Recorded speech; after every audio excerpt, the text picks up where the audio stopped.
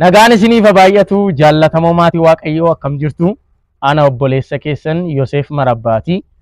Fedha Waaqayyoo ta'ee har'as dubbii Waaqayyoo waliin barachuudhaa fi kutaa darbe kan waliin barachaa turre bal'inaan mootummaa Waaqayyoo maali kan jedhu har'as itti fufnee mootummaa Waaqayyoo maali kan jedhu waliin baranna.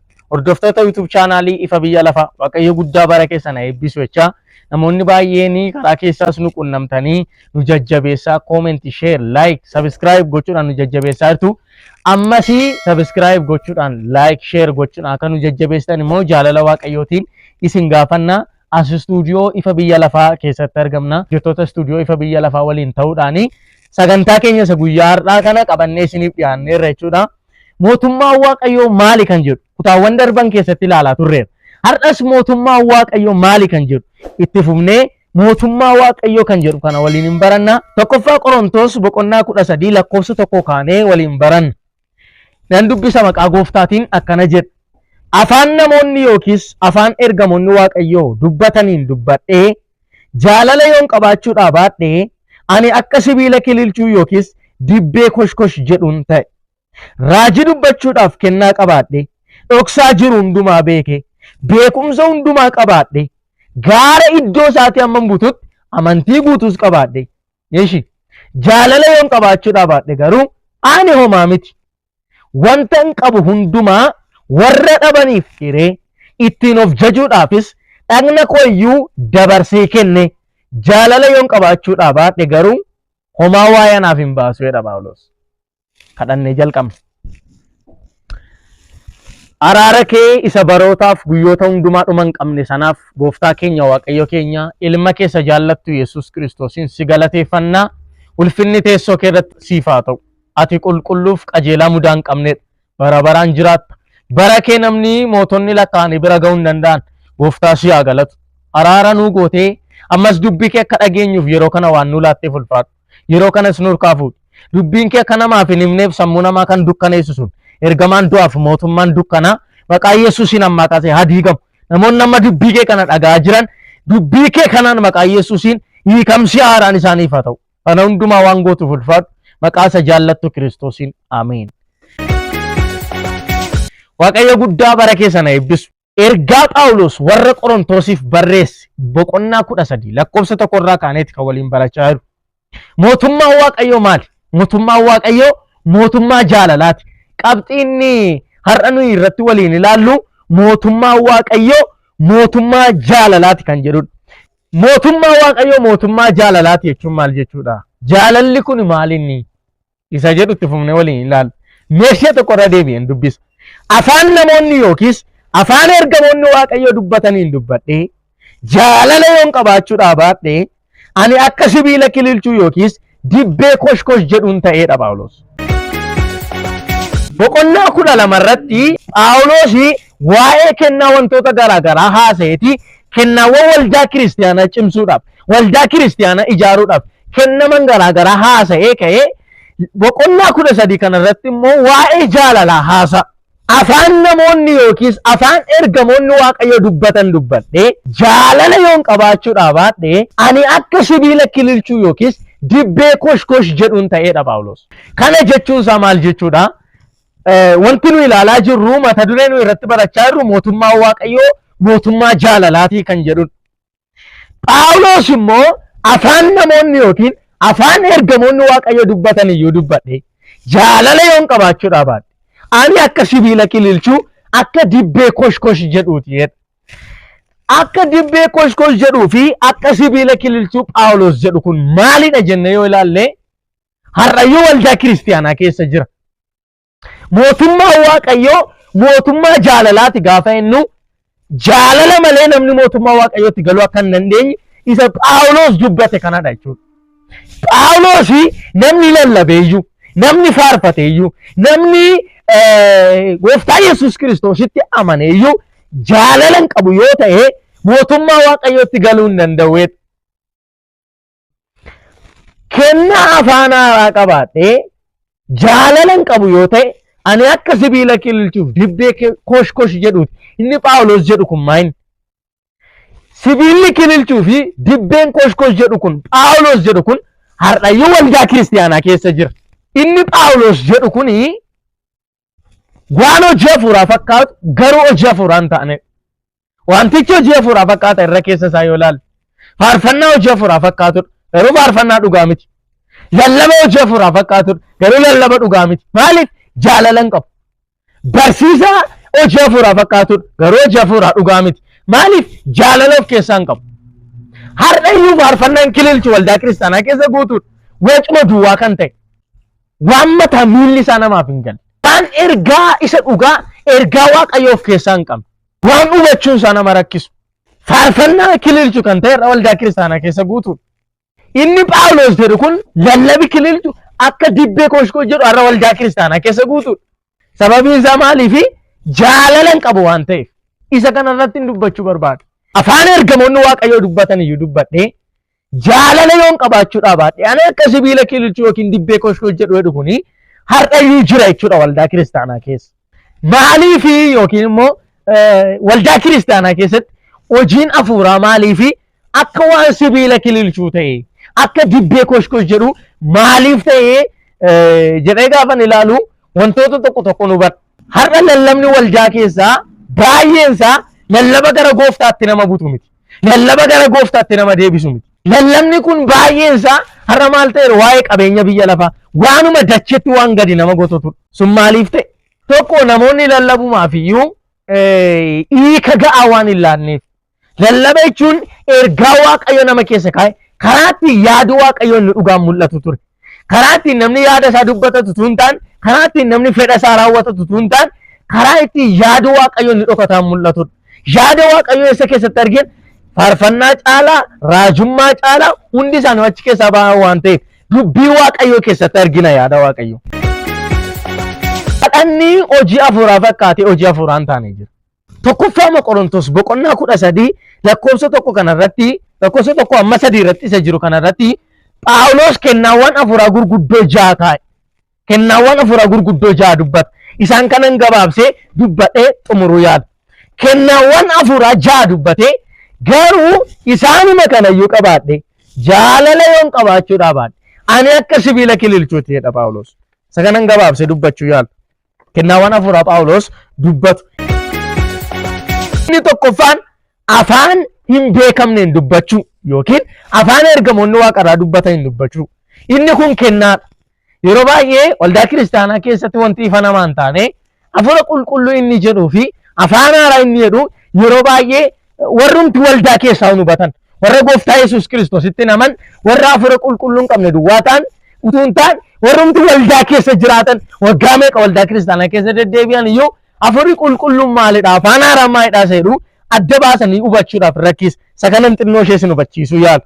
Hafuurri qulqulluun Waaqayyoodha. Waaqayyo Abbaa, Waaqayyo Ilmaa, Waaqa hafuura qulqulluu akkuma jennu hafuurri qulqulluun Waaqa mataa isaati. Egaa Phaawulos inni jalqaba afaan hin beekamneen dubbadheedha. Afaan hin beekamne kuniif hafuurri qulqulluun immoo namootuma waldaa kiristaanaa keessatti wal fakkaata. Isa kanaaf waan tokkoon adda isinii baasee irratti dubbachuu barbaada. Hafuurri qulqulluun tu dubbannu waan baay'eetti fakkeeffameera. Hafuurri qulqulluun bishaanitti fakkeeffameera. Garuu hafuurri qulqulluun bishaan miti. Hafuurri qulqulluun abiddatti fakkeeffameera. Garuu hafuurri qulqulluun abidda miti. Hafuurri qulqulluun qilleensatti fakkeeffameera. Garuu hafuurri qulqulluun qilleensa miti. Hafuurri qulqulluun gugeetti fakkeeffameera. Hafuurri qulqulluun garuu gugee miti. Namoota tokko hafuura qulqulluu dhufe jedhanii gaafa kadhatan waldaa keessatti hafuurri qulqulluun gaafa dhaga'amu namoota tokko hafuurri qulqulluun gugeetti fakkaata. Akkas miti hafuurri qulqulluun namoota tokko abidda wayiitti fakkaata. Hafuurri qulqulluun Waaqa fi Isaayyoo Waaqayyoodha. Egaa namni hafuura qulqulluun fudhate mootummaa Waaqayyootti galuu hin danda'u. Isa kana gadi fageenya isinitti dubbachuu barbaada. Ija jabina namni hafuura qulqulluun fudhanne mootummaa Waaqayyootti taasifamaa galuu hin danda'u. Akkamitti akkas jettan naan jettan Roomee 8:9 irratti namni hafuura Kiristoos of keessaa hin qabne kan Kiristoos miti jedha. Lallabaayyuu eeyye, faarfataayyuu eeyye, kadhachaayyuu eeyye hafuura Kiristoos namni of keessaa hin qabne maaliif mootummaa Waaqayyootti galuu hin danda'u? Hafuura qulqulluu malee. Hafuurri qulqulluun eenyummeessaa mucaa Waaqayyoo ta'uu keenya dhugaa ba'udha. Roomee 8:16 irratti akkasidha macaafi qulqulluun. Hafuurri Waaqayyoo hafuura keenya wajjin walii galee mucaa Waaqayyoo ta'uu keenya dhugaanuuf ba'aadha. Haleluuyaa. Hafuurri Waaqayyoo hafuura keenya wajjin walii galee mucaa Waaqayyoo ta'uu keenya. Haleluuyaa. dhugaanuu ba mucaa waaqayyoo ta'uu keenya kan dhugaanuu ba'u faarfachuu keenya miti. Mucaa waaqayyoo ta'uu keenya kan dhugaanuu ba'u beekamtii keenya miti. Mucaa waaqayyoo ta'uu keenya kan dhugaanuu ba'u lallaba keenya miti. Haala rawaadiyaas mucaa waaqayyoo ta'uu keenya kan dhugaanuu ba'u hafuura qulqulluudha. Hafuurri qulqulluun isa gooftaa Yesuus dhaqee nu erge sanadha. Egaa wanta kun dubbachuu barbaada.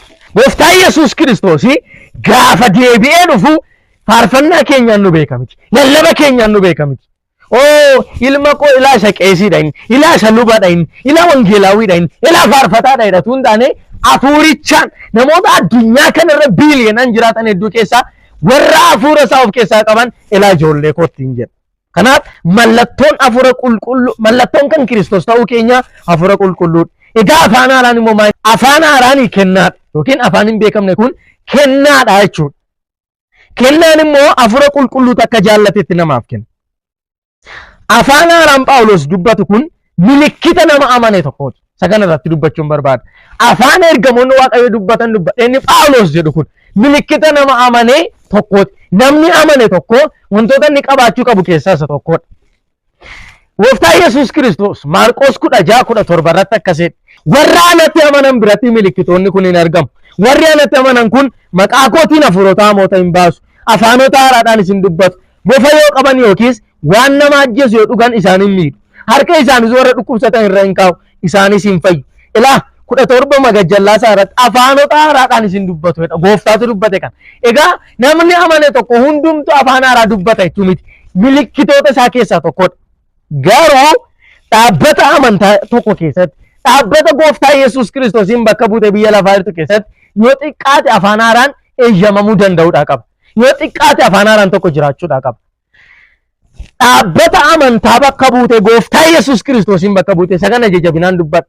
Amantaa bakka buute garuu afaan haaraan keessatti hin eeyyamamne yookiin afaan ergamoonni Waaqayyo dubbatan kun keessatti hin eeyyamamne dhugaan isinitti himaa dhaabbata gooftaa Yesuus Kiristoosiin bakka buute biyya lafaarra jirtu miti.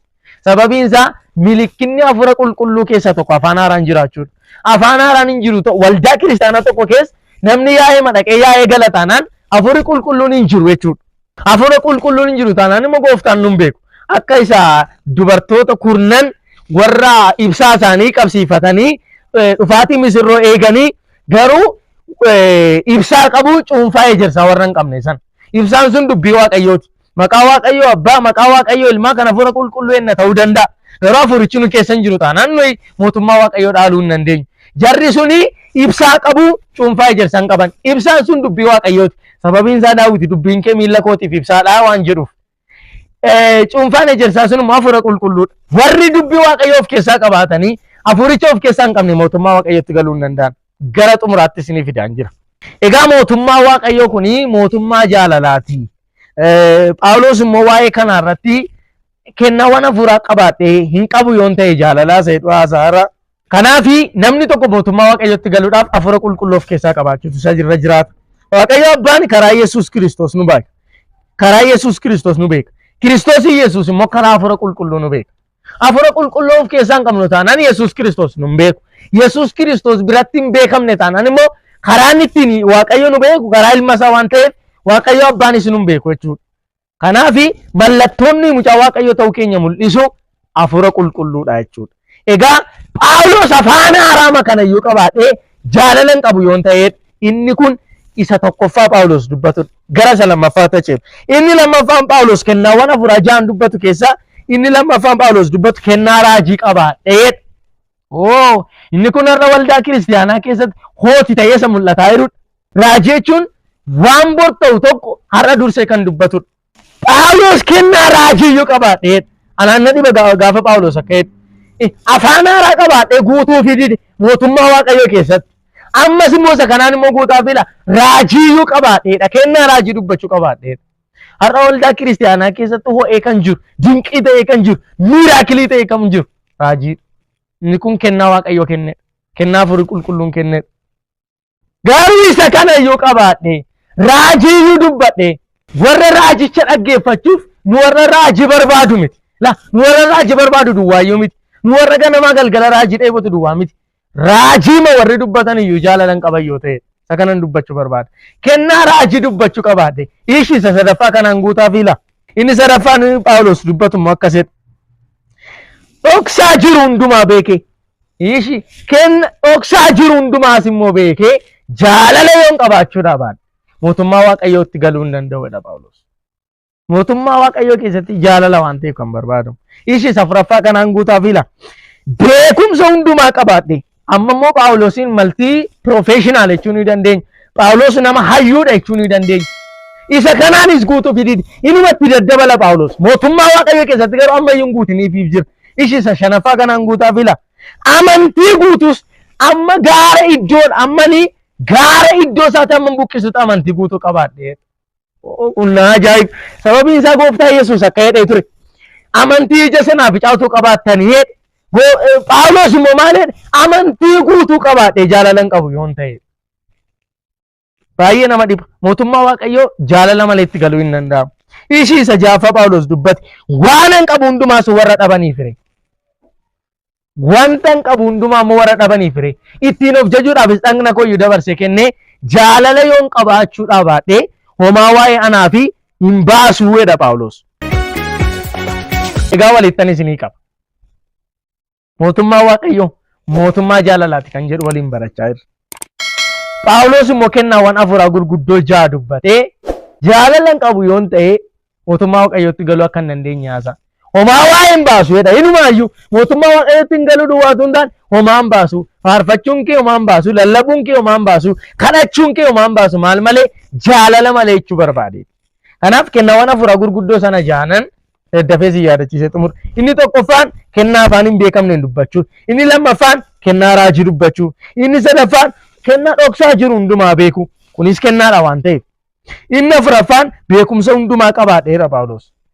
Beekumsis kennaa ayyaana keessaa tokkodha waan ta'eef. Inni shanaffaan amantii guutuu qabaadhe. Inni ja'affaan wanta hin qabu hundumaas warra dhabaniif hire. Kunis kennaadha jechuu dandeessu. Kennaan kennuu jira waan ta'eef. Kennaawwan afura qulqulluun kenne keessaa tokko kennaa kennuuti. Kanaaf ergaa tokkoon qaba. Gooftaa Yesuus Kiristoos kan inni nurraa barbaadu jaalala. Mootummaa Waaqayyoo jaalala malee seenuu hin dandeenye. Mootummaa Waaqayyoo mootummaa jaalalaati. Obboleessa keenya jaallattu yoo ta'e, obboleettii keenya jaallattu yoo ta'e, waggaa baay'ee waldaa keessa jiraatte, waggaa baay'ee yoo tajaajilte, yeroo baay'ee mana Waaqayyoo keessa deddeebite, jaalala hin qabdu yoo ta'e mootummaa Waaqayyootti galuu hin dandeessu. Mootummaa Waaqayyoo mootummaa jaalalaati. Waaqayyoo guddaa sinaa eebbisu. Galateeffannee xumurra. Gooftaa si haa galatu. Ulfinni teessoo kee irratti siif haa ta'u. Ati qulqulluu mudaa hin qabnedha. Dubbii kee waan nu barsiiste waan nutti dubbatteef ulfaadhu.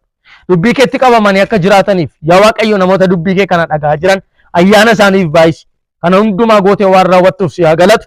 Maqaa Yesuus Kiristoosiin. Amiin. Waaqayyo guddaa bara keessan haa eebbisu. Hordoftoota YouTube chaanaalii Ifa Biyya Lafaa.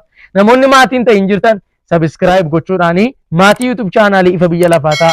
Yaada keessan koomentii irratti nuuf barreessaa. Share, like, comment gochuudhaan immoo nu jajjabeessaa. Waaqayyo isin haa eebbisu. Mootummaa Waaqayyoo mootummaa jaalalaati. Amiin.